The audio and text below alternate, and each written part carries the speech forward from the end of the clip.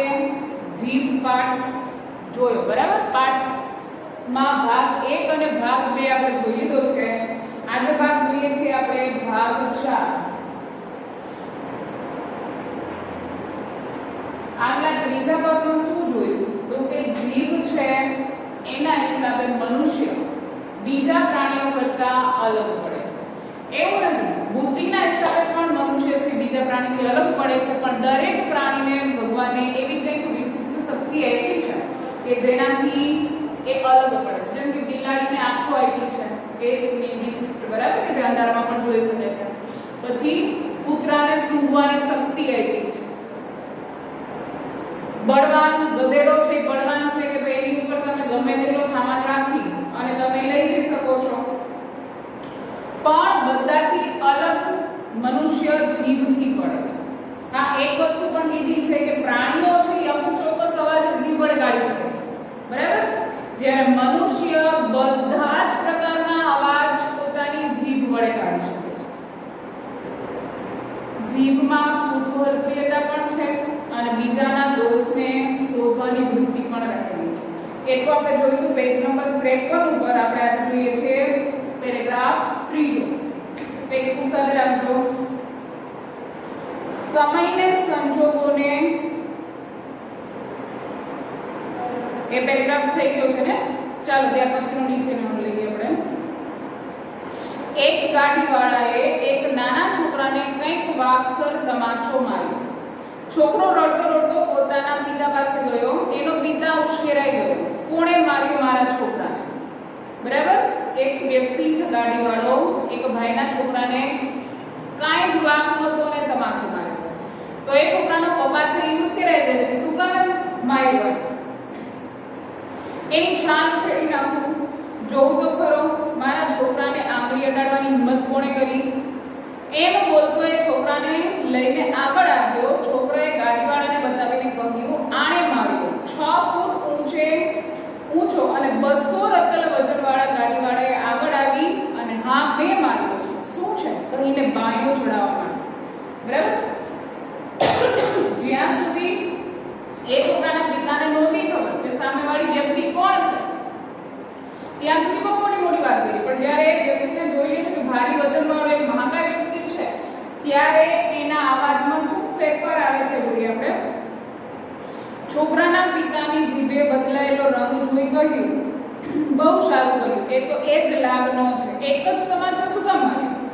મારવા દા ને બેચા, મારા દેખતા મારો બીજી એક ઝાપટ.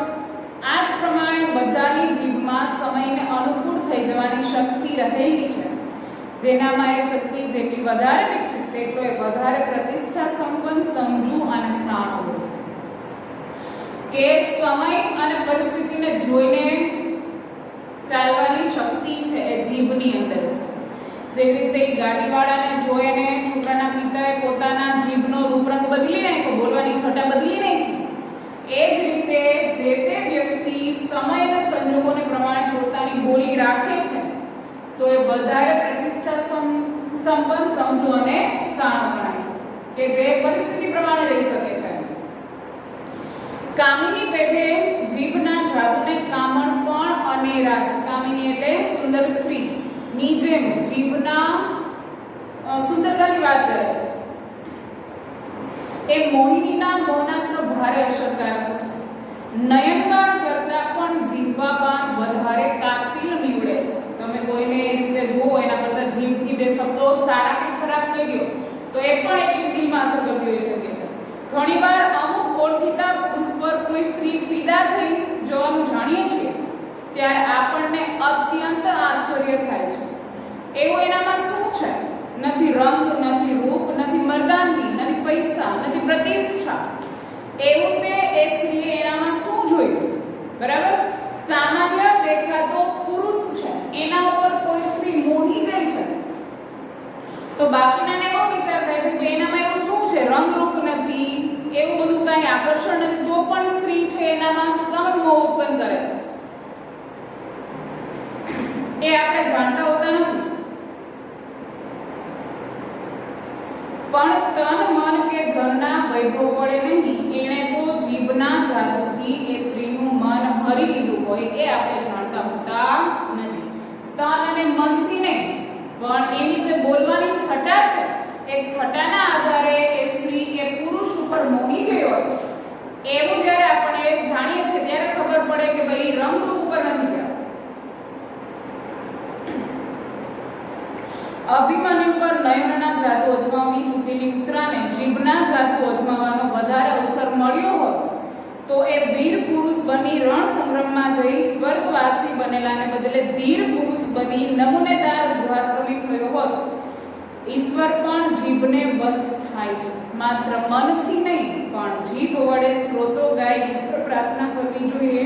તેનું કારણ પણ આ જ છે કે અભિમન્યુ ઉપર નયનના જાદુ અજમાવી ચૂકેલી અપ્સરા છે, ઉત્તરા છે, એની બદલીમાં જો એને થોડાક બે ચાર શબ્દો બોલી અને એને પોતાના વશમાં કરવાનું રાખ્યું તો એ સારો એવો ઠરેલો ગૃહસ્થી બની શકે છે.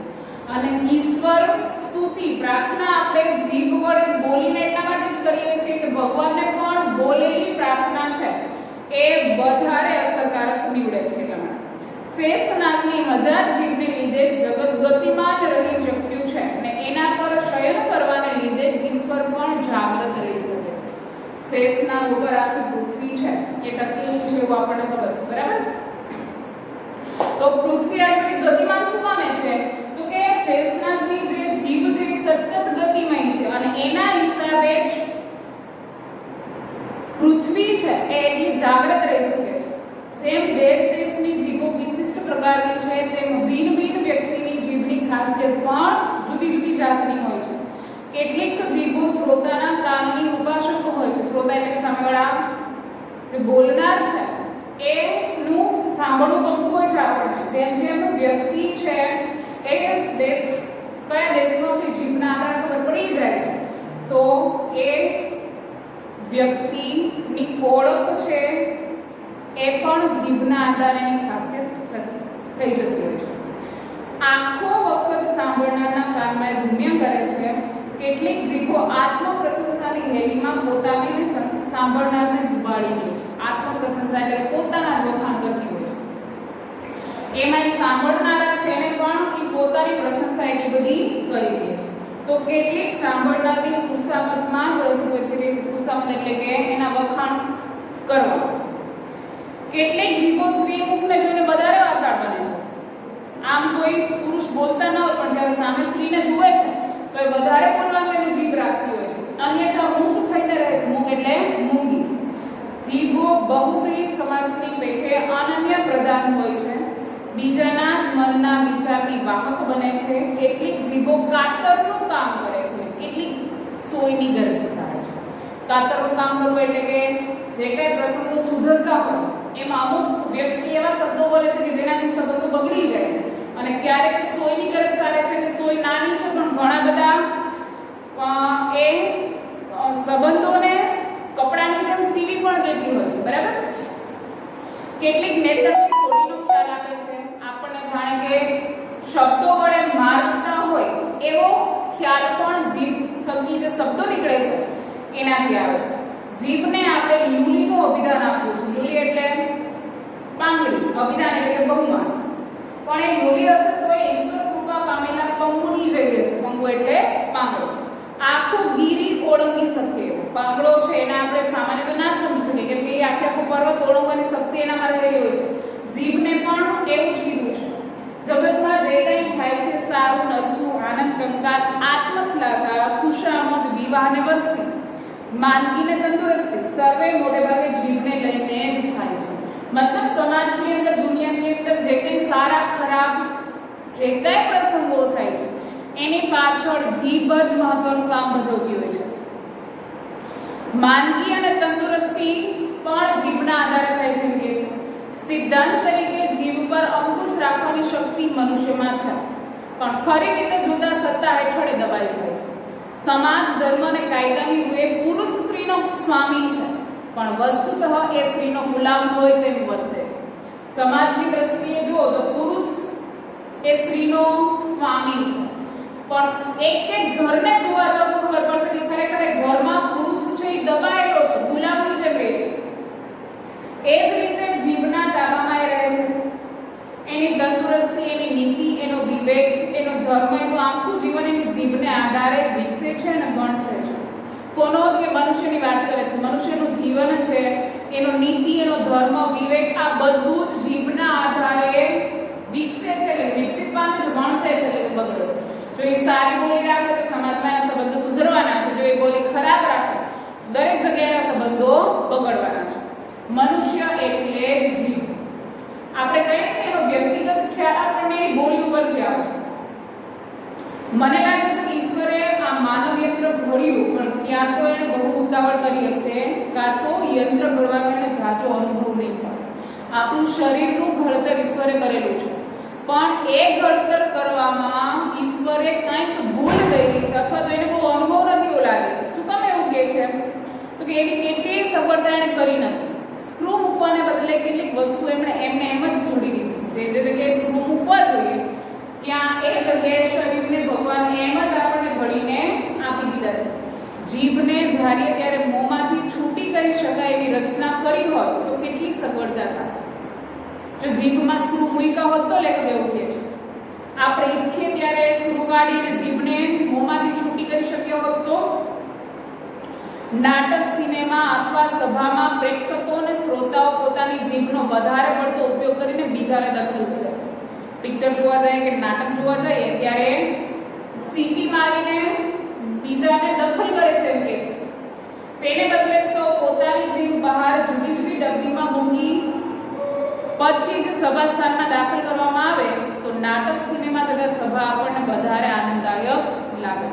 જો જ્યારે સિનેમા હોલમાં જવાનું થાય ત્યારે પોતપોતાને અલગ ડબ્બી આપવામાં આવે, અલગ સ્થાન આપવામાં આવે, ત્યાં જીભ કાઢી અને મૂકી દેવાની, તો વધારે સારી રીતે આપણે એ બધા દ્રશ્યો છે જોઈ શકીએ. તેમજ આખો વખત બોલ બોલ કરી કંટાળો આપનાર વ્યક્તિને મળવા છતાં જીભ અત્યારે એના મોંમાં નથી, પણ ઘી ચોપડીને કબાટમાં મૂકી છાંડી છે એમ ખાતરી કરી નિર્ભયપણે આપણે એને મળવા જઈ શકીએ. કોઈ વ્યક્તિ એવી હોય કે એની પાસે જવું ના ગમે, એટલા માટે કે સતત બોલ બોલ કરતી હોય, તો જ્યારે આપણને ખબર પડે છે કે એને એની જીભ કાઢીને અત્યારે કબાટમાં મૂકી દીધી છે, કોઈ પણ જાતના ભય વગર આપણે એ વ્યક્તિને મળવા જઈ શકીએ. જો ભગવાને સ્ક્રૂ મૂક્યા હોત તો જીભમાં એમ કે છે.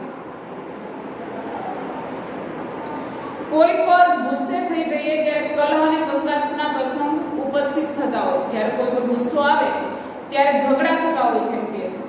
આપણે મોંમાંથી જીભ બહાર કાઢી ગજવામાં મૂકી દે. ગજવામાં એટલે ખીચામાં. મારામારીને ગાળાગાળીના પ્રસંગો કેટલીક સહેલાઈથી ટાળી શકાય. જ્યારે ઝઘડો થઈ ગુસ્સો આવે ત્યારે આપણે આપણી જીભને કાઢીને ખીચામાં રાખી દે તો ઘણા બધા એવા પ્રસંગોને આપણે ટાળી શકીએ. બળવાખોર ભાષણ કરનારાઓને કોઈ પણ દેશની સરકાર કેદમાં પૂરે છે, તેને બદલે તેની જીભ કરી પોતાની સુરક્ષિતતા વધારે સારી રીતે જાળવી શકે. કોઈ એવા ભડકીલા ભાષણો આપતા હોય બરાબર પોતાના દેશની વિરુદ્ધ, તો સરકાર એને જેલમાં મૂકી દેતી હોય છે. તો એની બદલીમાં આવા લોકોની ખાલી જીભ જ પોતાના કબજામાં રાખવાની રહે છે. કદાચ કોઈ વાર જીભની અદલા બદલી પણ થઈ જાય. કદાચ જો એવું બને કે આની જીભ અહીંયા રાખી છે ભૂલે છે, બીજી જીભ અપાઈ જાય છે જ્યારે જીભ ડબ્બામાંથી કાઢીને આપે છે ત્યારે, તો શું થાય? પણ તેમાં કંઈ નુકસાન ન થાત, ઉલટો ફાયદો જ થાત. બાળકના મોંમાં કોઈ વૃદ્ધની જીભ આવતા એ અનુભવ ભરી વાણીના ઉદ્ગાર કાઢી શકે. કદાચ ને કોઈ બાળકની જીભ હોય એની બદલીમાં એને કોઈ વૃદ્ધની જીભ અપાઈ છે, તો એ બાળક છે એ વૃદ્ધ જેવા અનુભવવાળી વાણી છે એ બોલે. રામનું રટણ કરનારી જીભ ખ્રિસ્તના ઉપાસકના મોંમાં જઈને, રહીમને ભજનારી જીભ બ્રાહ્મણના મુખમાં જઈને રામ અને રહીમને ગોળની એકતા આપોઆપ સિદ્ધ કરે. મતલબ કે જો જીભની અદલા બદલી થઈ જાય તો રામ, રહીમ અને ગોળ ની અરસપર સ્થિત છે એવા વ્યક્તિને પૂજનારની જીભ અરસપર જો બદલી જાય તો આપોઆપ જે ધર્મની દ્રષ્ટિએ સમાનતા છે, એકતા છે, સમાજમાં જોડવાય રહે. કેમ કે રામને ભજનારી જીભ રહીમને ભજે અને રહીમને ભજનારી જીભ કોઈ ખ્રિસ્તના મોંમાં જાય તો એનું રટણ કરે. હજી ઈશ્વરને આટલો સુધારો કરવાનું શું છે? તો એ ખોટું નથી. પ્રતિકૂળ સંજોગોમાં પણ આનંદથી સી રીતે કર્તવ્ય બજાવ્યા જવાય એ આપણને જીભ શીખવે છે. પ્રતિકૂળ એટલે કે આપણી વિરુદ્ધનો જે કોઈ સમય છે, વાતાવરણ છે, એ વાતાવરણમાં પણ જીભ છે કેવી રીતે પોતાનું કાર્ય કરે છે એ આપણને જીભ શીખવાડે છે. આગળ 32 વૈયા જેવા મજબૂતતા જીભ છે એની આગળ શું છે તો 32 મજબૂત એવા દાંત છે. પાછળ ગળાની ઊંડી ખાઈ, જો આ આખો પેરેગ્રાફ પ્રશ્નમાં આવે છે 2-3 માર્કમાં. અનેક પ્રકારના ટાઢા, ઊના, તીખા અને ખારા પદાર્થોનો સતત મારો. ગમે તે જમીએ છીએ આપણે, ગરમી જમીએ છીએ, ઠંડી જમીએ છીએ, તીખું પણ જમીએ છીએ અને મીઠું પણ જમીએ છીએ. સંચલન માટે ઓછામાં ઓછી જગ્યા, સંચલન એટલે હલનચલન માટે જીભને બહુ સાંકડી જગ્યાએ ફાળવવામાં આવી છે. સૂર્યનો જરાય પ્રકાશ ન આવે એવી સાંકડી અંધારી જગ્યામાં લંબાઈ રહેવાનું. આવી અનેક પ્રતિકૂળતાઓ છતાં જીભ આનંદથી નિર્ભયપણે પોતાનું કાર્ય કરી જાય છે. નિર્ભયપણે એટલે કે જ્યાં બોલવાનું હોય ત્યાં બેફિકર થઈને કાંઈ પણ પોતાને અનુકૂળ બોલી શકે છે, બરાબર, અને પાછી લપાઈ જાય છે. એટલે પ્રતિકૂળ સંજોગો છે, પ્રતિકૂળ સંજોગોમાં પણ જીભ છે સારી રીતે પોતાનું કાર્ય છે એ કરે છે. ખાનપાનનો રસાસ્વાદ માણી અંદરનાને અને મનનાને, હૃદયના વિચાર ભાવોને વ્યક્ત કરીને બહારનો સંસાર સાચવે છે. અને સુખી થવું હોય તો મનુષ્ય સંસારમાં જલકમલવત નહીં, જલકમલવત એટલે કે જે કમળ પાણીમાં રહે છે એમ નહીં. જો માણસને સુખી થવું હોય તો જેવી રીતે પાણીની અંદર કમળ ઉછળે છે એવી રીતે નહીં, પણ મુખ જીભવત મતલબ કે મોઢામાં જીભ રાખીને રહેવું, એવો સાંભળે એનો ઘેરો ને ગૂઢ બોધ વગર બોલીએ સંભળાવે છે. શું કહે છે કે જો વ્યક્તિને સુખી થવું હોય અને સંસારમાં રહેવું હોય તો પોતાની જીભ પોતાના મોની અંદર રાખ, બહુ જાજુ બોલ ના કરે. અને અહીંયા આપણો પાઠ છે એ પૂરો થાય છે એટલે કે જીભ ઉપર પોતાના જે કઈ અનુભવો છે એ અનુભવોને હાસ્ય રૂપે નિષ્પન્ન કરેલા છે, બરાબર. સાથે હોમવર્ક આપેલું છે લખી નાખો.